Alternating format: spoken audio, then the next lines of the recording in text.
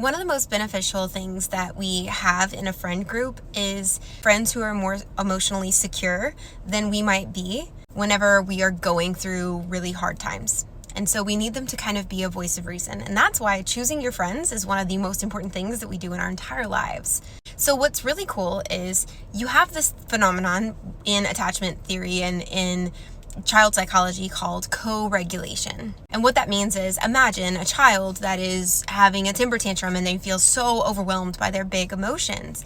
If the parent responds to that child and with a regulated approach and they're calm, they can get eye level with that child and have a very reasonable conversation about, it's not appropriate to hit another person, and we can feel our anger and process our anger, and these are appropriate tools that you have available to you. Here's some appropriate options that you have for how to process this big feeling that you're having.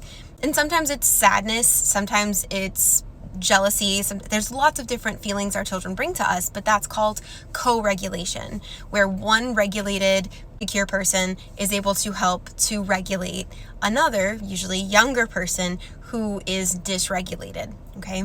We still need this as adults. So when we seek reassurance from a partner, even if you are secure, if you seek reassurance from a partner, that is your bid to connect to them. And if you don't know what bids for connection are, I highly recommend John Gottman's research on bids. It's really phenomenal. But anyway, when you bid for that connection and you want that reassurance that this relationship is safe, that is your attempt at co-regulating with the other person in the relationship. The problem is you're seeking out that regulation from someone who probably is not regulated themselves. A better source to co-regulate with is someone who is regulated. And sometimes that's why people do need things such as therapy, counseling, coaching, some type of trusted mentor, because you need someone who is separated from that situation, separated from that relationship, who can sit and talk with you through the situation that you're dealing with, through the fears that you're having, and help you to see how you can become more regulated.